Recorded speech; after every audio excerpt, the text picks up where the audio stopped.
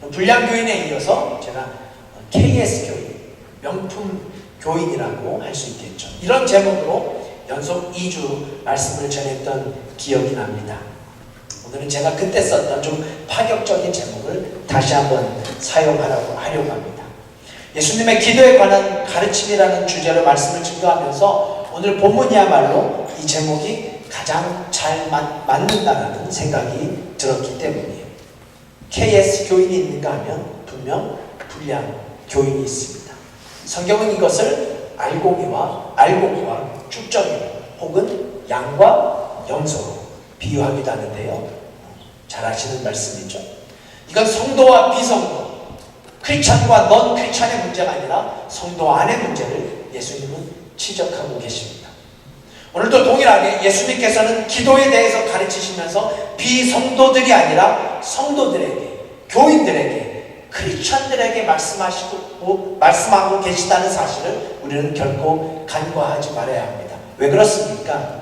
성도 안에 양과 염소가 있듯 양의 기도와 염소의 기도가 있듯, 즉 KS 기도가 있는가 하면 불량 기도가 있기 때문입니다. 그리고 오늘 예수님께서는 이 불량 기도에 관한 레슨을 우리에게 가르치고 계신 거예요. 제가 앞으로 3주 동안 불량 기도가 무엇인가, 그리고 이어서 동일한 제목인 KS 기도, 명품 기도, 우리가 진정으로 드려야 할 기도란 무엇인가를 여러분과 집중적으로 말씀을 통해 나누고자 합니다. 설교를 준비하다가 보게 된 유머인데요. 불량 기도를 꼬집는 크리스찬 유머 가운데 이런 얘기가 있습니다. 어느 날 크리스찬 벼룩들이 함께 모여서 기도 모임을 갖게 됩니다. 크리스찬 벼룩들이 함께 모여서 기도 모임을 갖는 거예요. 제가 지난 금요일 날 저희 교단에, 구세군 교단에 금식 기도 모임이 있어서 제가 캠프 라도에 구세군 캠프장에 다녀왔었는데요. 벼룩들도 모여서 기도한다면 우리 성도들도 정말 기도해야 하지 않겠어요? 네, 이 벼룩들의 기도 모임에 네 벼룩 성도들이 모여서 서로의 기도 제목을 나누고 기도하자고 합니다. 첫 번째 벼룩이 이런 기도 제목을 내놓습니다. 나는 평생 소가 되어보는 게 꿈이라고. 아마 벼룩에게는 소는 이 땅에서 가장 큰, 그 누구도 무서울 게 없는 가장 거대한 동물로 비쳤기 때문일 거예요. 이제 이 벼룩이 간절하게 기도를 합니다. 하나님, 저는 단 한순간이라도 소가 돼서 살고 싶습니다. 간절히 기도해요. 그러자 기적이 일어납니다. 이 벼룩이 갑자기 소로 변하게 되는 거예요. 옆에 있었던 새 벼룩 성도가 갑자기 소가 되어버린 벼룩을 보면서 이제 자신들도 기도해야 되겠다는 생각을 더 갖겠죠. 두 번째 벼룩이 기도합니다. 하나님, 저는 새가 되고 싶습니다.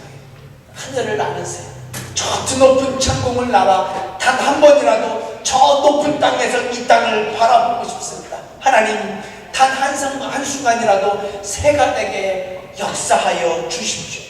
정말 뜨겁게 기도합니다. 그러자 또 기적처럼 두 번째 크리스찬 벼룩이 새가 되어서 저 높은 창공을 날아갑니다. 이제 세 번째 벼룩이 무릎을 꿇습니다. 하나님, 저는 소도 싫고 새도 싫습니다. 저는 인생에 단 한 번이라도 쥐가 되어보고 싶습니다. 아마 이 벼룩에게는 쥐가 세상에서 가장 빠른 동물로 인식되었던 것 같아요. 그래서 쥐가 되면 벼룩인 자신이 하루 온종일 동안 가야 되는 거리를 눈 깜짝할 사이에 갈 수 있으니까 평생 자신이 가고 싶은 것은 다 갈 거라는 믿음이 생기는 거죠. 간절히 기도하고 또 기도합니다. 어떻게 되겠어요? 그래서 이 세 번째 벼룩도 하나님의 기도의 응답을 받고 쥐가 되어서 바람같이 네 번째 벼룩 성도의 옆을 지나갑니다. 자, 이제 마지막 벼룩 성도 하나만이 남았어요. 이 벼룩은 그야말로 세 번째 기적, 세 개의 기적, 소가 된 벼룩, 새가 된 벼룩, 쥐가 된 벼룩을 다 눈으로 직접 목격했어요. 이 벼룩 성도가 간절하게 기도할 수밖에 없지 않겠어요? 간절히 기도합니다. 하나님은 능치 못하심이 없음을 믿습니다. 네. 저희들의 소원을 모두 들어주셨으니까 제 소원도 들어주실 줄 믿습니다. 이럴 때는 막 믿습니다. 네. 그냥 믿습니다는 안 돼요. 믿습니다. 네, 하나님, 저는 소도 되고 싶고 새도 되고 싶고 쥐도 되고 싶습니다. 하루는 소로, 하루는 새로, 하루는 쥐로 살아갈 수 있도록 하나님 도와주시옵소서. 간절하게 기도해요. 그러자 어떻게 됐겠어요? 천지를 창조하신 능력의 하나님께서 이 벼룩의 기도를 들으사 이 벼룩은 소세지가 되었다고 합니다. 소세지. 이게 원로단장님이 계시면 더 크게 웃었으시는데 아직도 못 우시는 분들 계세요. 네. 집에 가셔서 무슨 말인지 생각나요. 소세지가 뭐지? 소세지가 뭐지? 잊어버리십시오. 여러분, 오늘 본문의 이야기가 바로 이런 메시지를 담고 있죠. 비록 만들어진 유머지만 우리는 이 이야기 속에서 능치 못하시는 능력의 주님을 보면서 또한 욕심에 가득 찬 소위 불량기도의 모습을 발견하게 됩니다. 저희는 지난 2주 동안 불의한 재판관과 가부의 비유를 통해서 불공평한 세상 속에서 어떻게 살아가야 하는가, 그리고 예수님이 이 말씀을 하신 가장 중요한 이유인 기도에 관해서 특별히 낙심하지 말라, 낙심은 죄라는 사실과 더불어 끝까지 기도해야 함을 강조드렸습니다. 그리고 그 말씀에 이어서 주님은 오늘 본문의 비유의 말씀을 계속해서 하십니다.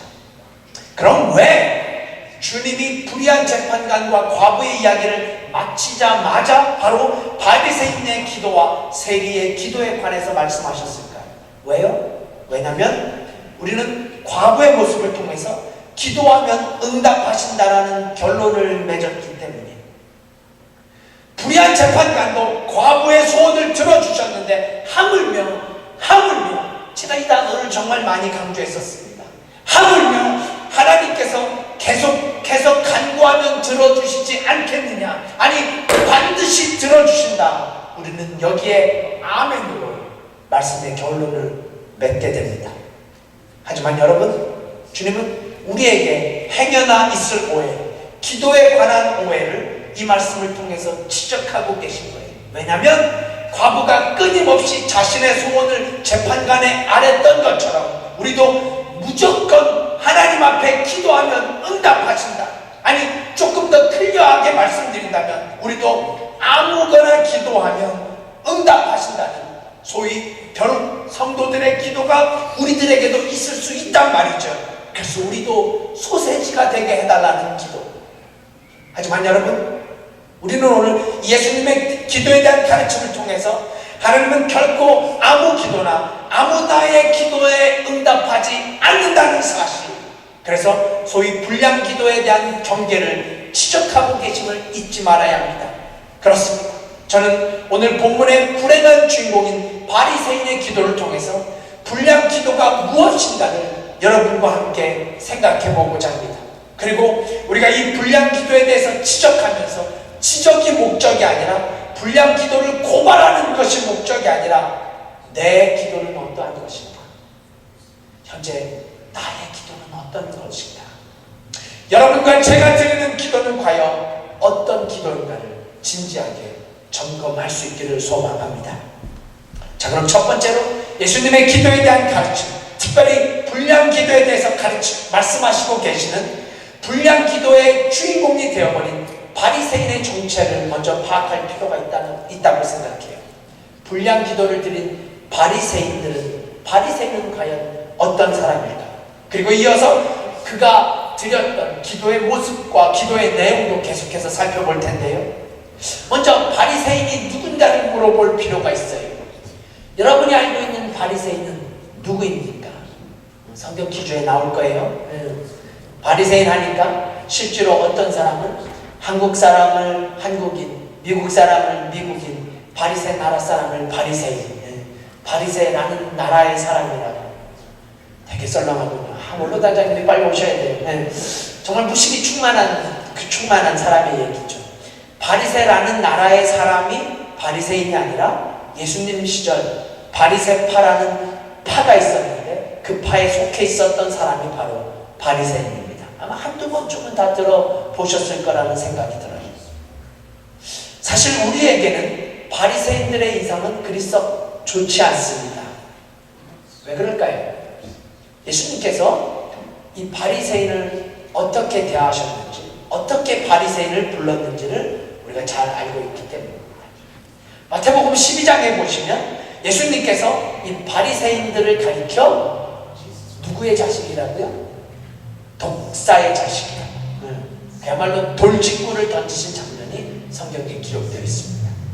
또한 외식하는 자의 대표적인 인물로 혹은 뱀으로도 묘사되었던, 그래서 오늘의 말씀의 제목과도 아주 잘 어울리는 불량 기도자, 불량 교인을 대표한다고 해도 과언이 아닙니다. 하지만 여러분, 이 바리새인들이 원래부터 그랬던 것은 전혀 아니었어요. 바리새파가 원래부터 독사의 자식들은 아니었습니다. 이 당시에는 바리새파도 있었고요, 사두개파도 있었고 여러 파들이 존재했던 시절이었습니다. 그러니까 여러 파 중에 한 파였지, 무슨 뱀과 독사의 자식을 대표해서 이 파가 생겨났던 것은 결코 아니었어요. 사실 이 바리새파의 시작은 이와는 정반대였다는 사실을 우리는 간과하지 말아야 합니다.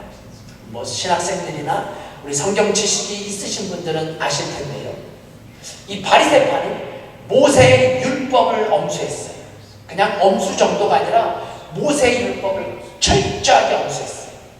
그래서 본인들은 다른 사람들과는 다르다라는 사상이 여기서부터 시작이 됩니다. 모세의 율법, 그들 표현대로라면 하나님의 말씀을 철저하게 엄수했어요. 사실 이 바리새인들이라는 원래의 뜻은, 원 히브리 뜻은 분리된 자들, 분리주의자들을 의미하는 거예요. 바움카르타레라는 신학자는 이 바리새파는 하나님의 율법 준수에 있어서 철저하게 정확성을 기하는 분파였다라고 설명합니다. 철저하게 정확성을 기하는 분파. 그래서 그 교회사에 의하면요, 이 바리새인들이 11조를 어떻게 드렸냐면 쌀의 수확을 하면 그 쌀 한 톨 한 톨을 다 세서 그 쌀 모든 그 수확의 10분의 1을 정확하게 드렸대요. 쌀 한 톨 한 톨을 다 세서. 그러니까 바리새인들이 처음부터 독사의 자식이었던 것은 결코 아니었어요. 여러분 놀라지 마십시오. 심지어 사도 바울도 자신이 모세의 율법을 철저하게 준수했던 이 바리새파라는 사실을 강조합니다. 여기는 한번 찾아보면 도움이 될 것 같아요. 사도행전 26장 5절 말씀입니다. 사도행전 26장 5절 찾기 어렵지 않으시죠? 신약성경 232페이지예요. 우리 본문에다 주보를 껴놓으시고 사도행전 26장으로 가볼게요. 사도 바울이 지금 고백하고 있는 건데요, 사도행전 26장 6장 5절 말씀 다 찾으셨으면 좋겠어요. 함께 우리 사도 바울이 뭐라고 고백하고 있는지 확인해 보십시다. 시작. 일찍부터 나를 알았으니 저희가 증거하려 하면 내가 우리 종교의 가장 엄한 바를 쫓아 바리새인의 생활을 하였다고 할 것이다. 지금 사도 바울이 고백하고 있는 거예요. 그러니까 요즘 식으로 좀 더 긍정적인 표현을 쓴다면 장로교의 고신 같은, 이 고신 중에도 아주 조금 더 철저하고 철저하게 신앙 노선을 지키는 그 교파들이 있거든요. 주일날은 절대로 자동차 시동을 걸지 않습니다. 절대로. 현재까지. 주일날은 걸을 수 있는 그 제한거리가 있어요. 걸을 수 있는 제한거리. 아마 어떤 면에서는 지금 랭캐스터에 있는 아미시 사람들을 생각해도 그렇게 무리가 아니라는 생각이 듭니다. 네, 이렇듯 바리새인들은 어느 면에서 철저하게 신앙적이었다고 할 수 있어요. 철저하게 신앙적이었어요. 그러다가 이 철저함이 율법적으로 옮겨져 가는 것, 신앙이 율법화되는 것, 이것이 바로 바리새인들의 돌이킬 수 없는 실수였다고 성경학자들은 지적합니다. 다음 시간에 좀 더 말씀을 드리겠지만, 율법화된 신앙, 한 가지 예를 들어볼까요? 오늘 본문에도 이들이 금식에 대해서 이야기하고 있죠. 이 금식을 이 바리새인들이 너무나 강조하고 좋아했는데요, 이 금식이 이제 보이기 위한 금식이 되어가는 거예요. 서로가 서로에게 금식의 참 뜻은 사라져버리고 금식이 올무가 되고 금식이 의식이 되어가고 금식이 행사가 되어가고, 그래서 바리새인들을 가리켜 예수님께서 외식하라는 자라는 말씀으로 그들을 정죄하게 됩니다. 금식을 너무 하다 보니까 외식을 하고 싶지 않았겠는가, 그런 생각도 들지만요. 네. 여러분, 신앙은 결코 누군가에게 보여지는 행위가 아니죠. 신앙은 결코 누군가에게라도 행위적인, 형식적인 행위가 될 수 없습니다. 그래서 우리 신앙인들이 드리는 예배도, 우리 신앙인들이 드리는 기도도, 우리 신앙인들이 드리는 금식도 누군가에게 보여지는 행위가 아니라 하나님 앞에, 아니 하나님에게만 드려지는 예배, 하나님에게만 드려지는 기도, 하나님 앞에만 드려지는 찬양, 이것이 바로 우리가 드려야 할 기도요, 여러분과 제가 드려야 할 찬송이요, 우리 땅에, 이 땅의 모든 성도들이 하나님 앞에 드려야 할 예배임을 우리는 결코 잊지 말아야 합니다. 자, 그럼 여기서 한 걸음 더 나가 조금 더 집중적으로, 그럼 왜 바리새인들은 불량 기도를 드리고 있었을까요? 이것이 바로 예수님께서 오늘 이 말씀을 꺼내신 이유인데요. 왜 이 바리새인들은 불량 기도를 드리고 있고 오늘 본문을 통해서 발견할 수 있는 그들의 문제는 도대체 무엇일까요? 네, 불량 기도자, 바리새인의 문제. 예수님께서는 오늘 말씀을 통해서 무엇보다 심각한 이들의 문제는 신앙의 착각 속에 빠져 있었다라는 사실을 지적하고 계십니다. 그러니까 이 사람들이 심각한 신앙의 착각 속에 빠져 있었어요. 자, 오늘 본문의 시작절에서 주님은 명확하게 이 불량 기도자의 정체를 밝히고 계신데요. 우리 본문의 9절 함께 봉독해 보십시다. 본문의 9절 시작절이죠. 함께 읽어봐요. 시작. 또 자기를 의롭다고 믿고 다른 사람들을 멸시하는 자들에게 이 비유로 말씀하시되, 이게 지금 바리새인들을 설명하고 있는 예수님의 말씀이에요. 지금 예수님께서는 이 바리새인의 기도를 지적하시면서 이들에게 있었던 가장 중요한 문제, 이들의 정체를 알 수 있는 중요한 한 단어가 바로 믿고라는 단어예요. 믿고. 그러니까 자신을 의롭다고 믿고 있었다는 주님의 말씀 속에서 이 사람은 전혀 의로운 사람이 아니라는 사실을 대조적으로 증명해 주고 계십니다. 이해가 가시죠? 그러니까 의로운 사람이 아니라 의롭다고 믿고 있었던 사람이, 진실된 기도를 드리는 사람이 아니라 진실된 기도를 드리는 사람이라고 믿고 있었던 사람이에요. 여러분, 이게 바로 착각입니다. 신앙의 무서운 착각이에요. 신앙의 착각. 어린이 동화에 이런 착각에 관한 이야기가 적혀 있어요. 아이들의 착각은 울면 다 되는 줄 안다. 아마 아이들을 키우시는 우리 엄마들, 아빠들 어느 정도는 이해가 되실 거예요. 아이들은 울면 다 되는 줄 안다는 착각. 그리고 엄마들의 착각은 자기애가 진짜 머리는 좋은데 공부를 안 해서 공부를 못하는 줄 안다. 그리고 아빠들의 착각은 자기가 공부를 못하는 것은 엄마 때문인 줄 안다. 이게 어린이 동화에 적혀져 있는 거 그대로 소개하는 거예요. 제가 한 가지만 더 소개할까요? 교인들의 착각. 예배 시간에 졸아도 아무도 모를 것이라고 착각하는 교인들. 우리가 흔히 하는 말로 착각은 자유입니다. 착각은 전적인 내 자유의 의지예요. 하지만 착각의 심각한 문제점은 착각함으로 인해 자신의 상태를 제대로 바라보지 못한다는 데 있습니다. 착각에 빠지면 절대로 자기 자신을 제대로 바라볼 수 없기 때문에. 신앙도 마찬가지입니다. 신앙도 이와 똑같아요. 여러분, 그래서 신앙의 착각에 빠지지 마셔야 합니다. 신앙의 착각에 빠지지 말아야 해요. 물론 이 착각도 자유이죠. 내가 잘 신앙생활 하고 있는 것으로 착각하고, 내가 잘 기도하는 것으로 하고 있다는 것으로 착각하는 것은 여러분의 자유입니다. 누가 막을 수 있는 게 아니에요. 하지만 명심하십시오. 이런 착각에 빠지면 당신은 절대로 당신 자신의 신앙을 제대로 파악할 수 없다는 사실. 신앙의 착각에 빠지면 결코 자신의 영적 상태를 바르게 점검하고 진단할 수 없다라는 말씀이에요. 그래서 잘 믿지 못하면서도 잘 믿는 줄 알고, 잘 기도하지 못하면서도 잘 기도하는 줄 알고. 한국의 장경동 목사님은 이렇게 설교합니다. 제가 여러 번 인용했어요. 설교를 개떡같이 전해도 찰떡같이 알아들어달라고. 그러면서 장 목사님은 이렇게 도전합니다. 그분의 표현 그대로예요. 누군가는 개떡같이 신앙생활하면서도 자신은 찰떡같이 신앙생활한다고 믿고 있는 신앙, 이런 신앙인들이 점점 더 많아지고 있다는 거예요.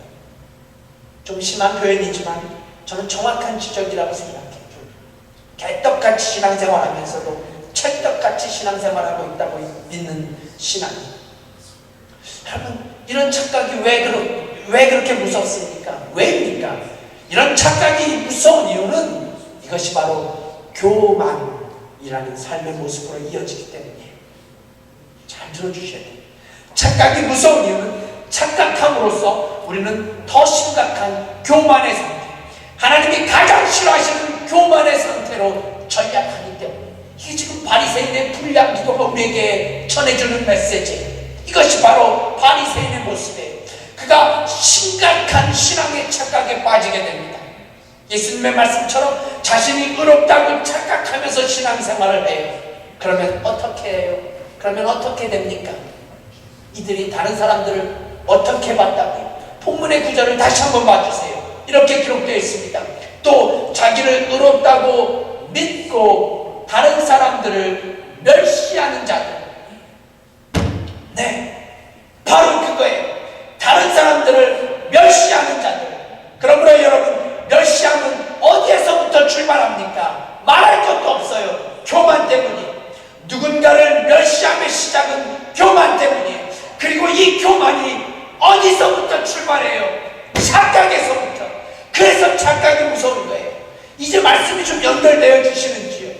다시 말씀드려, 착각이 무서운 것은 자신의 영적 상태를 제대로 파악하지 못하는 것뿐만 아니라 이것보다 훨씬 더 심각한 교만의 상태에 빠지게 되고, 그래서 이 바리새인 사람들은 멸시하는 자가 되어버리게 됩니다. 아주 중요한 본문의 메시지예요.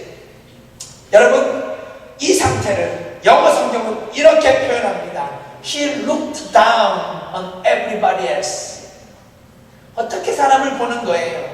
다 내려보는 거예요. He looked down. 네. 이건 그냥 밑을 쳐다본다라는 영어 표현이 아닙니다. 네. 다른 사람들 다 그냥 내려보는 거예요. looked down. 여기에 딱 맞는 한국 표현이 뭐예요? 모든 사람들을 다 깔보는 거예요. 자신은 저 높은 곳에 있으니 모든 사람들을 내려다봅니다. 자신은 가장 높은 곳에 있다고 착각하고 그 착각이 교만으로 이어져서 모든 사람들을 다 깔보게 되는 거예요. 그런데 여러분, 왜 이런 모습이 드러난다고요? 교만 때문에. 교만 때문입니다. 성경이 이 교만을 얼마나 심각하게 지적하고 있는지 여러분 이미 다 잘 알고 계시잖아요. 하나님은 예레미야 선지자를 통해서 이렇게 경고하고 선언하십니다. 교만에 대해서는 소개할 말씀이 너무나 많지만 이 한 구절은 꼭 찾아보고 싶어요. 예레미야 50장입니다. 예레미야 50장, 구약성경 1134페이지. 네. 창세기부터 가면 한참 가야 돼요. 1134페이지, 예레미야 50장 31절부터 32절까지 말씀 꼭 나누고 싶어요. 여러분들 함께 보면 좋겠어요. 빨간 줄을 걸어도 좋을 것 같아요. 1134페이지 함께 큰 목소리로 봉독하십시다. 봉독 안 하시는 분 교만하신 분이에요. 함께 봉독해요. 시작. 주 만군의 여호와가 말하노라. 교만한 자여, 보라, 내가 너를 대적하나니 너의 날 곧 너를 벌할 때가 이르렀습니다. 교만한 자가 걸려 넘어지겠고 그를 일으킬 자가 없을 것이며 내가 그 성읍들의 불을 놓으니 그 사면에 있는 것이 다 살라지리라. 아멘. 이처럼 무서운 말씀이 어디 있겠습니까? 주 만군의 여호와가 선포합니다. 교만한 자들에게. 그렇습니다. 성경은 분명하게 명확하게 교만한 자를 대적한다고 경고합니다. 잠언 기자는 패망과 멸망, 그것이 바로 교만 때문이라고 지적하지 않습니까? 네, 교만은 분명 하나님이 가장 싫어하시는 사람의 모습이라고 할 수 있어요. 자, 그런데 우리는 교만이라는 것의 씨앗을 오늘 본문의 모습을 통해서 발견하게 된다는 거예요. 하나님이 대적하시는 교만, 결국 멸망하고 파멸하게 될 이 교만의 시작, 교만이 자라는 씨앗이 무엇이라고요? 그게 바로 착각이에요. 오늘 말씀 꼭 기억하셨으면 좋겠어요. 이 착각 때문에. 한국의 이동원 목사님은 설교 중에 착각이라는 씨앗은 반드시 교만이라는 열매를 맺는다라는 말을 전합니다. 착각이라는 씨앗이 우리 마음에 뿌려지면 이 씨앗이 자라서 반드시 교만이라는 열매를 맺는다는 거예요. 아무도 부인할 수 없는 사실입니다. 왜요?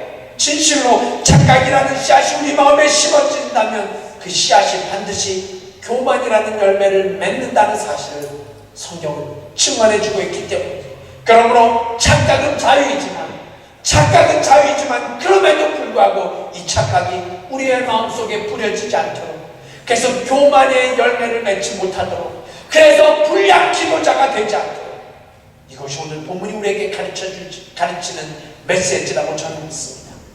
사랑하는 성도 여러분, 우리는 이 말씀을 통해서 제가 설교 서두에 던졌던 질문처럼 나는 과연 제대로 주님을 믿고 있는 사람인지, 아니면 제대로 주님을 믿고 있다고 믿고 있는 사람은 아닌지 물어봐야 합니다. 다시 한번 말씀드려요. 나는 과연 제대로 신앙생활을 하고 있는지, 아니면 제대로 신앙생활을 하고 있다고 믿고 있는지, 신앙의 착각 속에 빠져 있는 것은 아닌지, 우리가 진짜 제대로 기도 생활을 하고 있는지, 아니면 제대로 기도하고 있다고 믿고 있는지, 우리가 제대로 헌금을 드리고 있는지, 아니면 제대로 헌금을 드린다고 믿고 있는지, 아니 여러분, 우리가 진짜 제대로 예배를 드리고 있습니까? 아니면 제대로 예배를 드린다고 믿고 있습니까? 지난 목요일 아침 9시에 아주 중요한 미팅이 있었어요. 지난주에 광고할 수 있었다면 제가 여러분들에게 꼭 부탁을 드렸을 텐데, 제가 구세군의 리더분들과 재정 담당자분들, 구세군 사관님이 아닌 그 일반인들, 재정을 담당하는 분들 4분과 함께 만났습니다. 정말 중요한 미팅이었고 힘든 시간이었어요. 교회 재정의 4분의 3을 지원받는 교회로서 재정에 관한 미팅은 언제나 제게 엄청난 부담을 주는 게 사실입니다. 이번에도 결코 쉽지 않았어요. 교회 모든 일들을 꼬치꼬치 다 끼고 나아지고, 미팅을 마치고도 마음속에 한동안 제게 부담감이 지속되었던 게 사실이에요. 그런데 제가 그 모임 중에, 그 미팅 중에 이렇게 말씀드렸어요. 우리 구세군 한인교회가, 코리안 철치가 비록 연약하지만 이민교회이고 작은 교회이고 연약한 교회지만 우리가 드리는 예배만큼은 연약하지 않습니다. 제가 정말 간절한 마음으로 호소했어요. 우리 성도들이, 우리 구세군 교회 성도들이 모여서 드리는 예배만큼은 부끄럽지 않습니다. 우리 한인교회 재정 상태는 연약하지만 영적 상태는 연약하지 않습니다. 제가 열변을 토했어요. 그런데 여러분, 제가 말씀을 준비하면서 다시 한번 이때의 감정이 떠올라졌어요. 성령님께서 그렇게 하신 것 아니겠어요? 그런데 왜 그럴까요? 왜 그때의 감정이 다시 떠올랐을까요? 제가 지난 목요일 열변을 토한 것이 혹시 나만의 착각은 아닐런지, 이것이 저 혼자만의 신앙의 착각이면 어떨까? 한동안 이 생각이 제 가슴을 짓눌렀습니다. 과연 우리 교회는 그렇게 제대로 예배를 드리고 있는가? 여러분, 저는요, 저희 교회가 재정이 약한 것, 안타까운 일이죠. 안타까운 일이지만 제가 이것 때문에 부끄럽지 않습니다. 저희 교회가 숫자적으로 약한 것, 안타까운 일이죠. 숫자적으로 연약한 것, 안타까운 일이지만 저희 교회의 숫자가 적다고 제가 이것 때문에 단 한 번도 부끄러워하지 않았어요. 그런데요, 만약 우리 교회가 못하고 있다면, 제대로 예배 드리지 못한다면, 그러면서도 목회자인 제가 우리가 제대로 예배 드리고 있다고 착각하고 있다면 이것이야말로 부끄러운 일이 아니겠습니까? 이것이야말로 제가 창피해야 할 일 아니겠어요? 오늘 찬양팀이 이런 찬양을 드렸습니다. 예배합니다. 예배합니다. 주님 홀로 영광 받으소서. 찬양합니다. 예배합니다. 주님 홀로 높임 받으소서. 이렇게 찬양 드렸는데 정말 우리 예배가 그런 예배를 드리고 있는지, 제가 말씀을 준비하면서 다시 한번 우리 예배를 진지하게 돌아보는 시간을 갖게 됐습니다. 사랑하는 구성원 필요 성도 여러분, 여러분이 잘못 예배를 드리고 있다면 그것은 전적으로 목회자인 제 책임입니다. 제 책임이에요. 여러분이 예배를 잘못 드리는 것 누구 탓할 것 없이 제 책임이에요. 구세군에서는 여러분에게 책임을 묻지 않습니다. 저에게 책임을 묻어요. 왜요? 제 책임이기 때문이에요.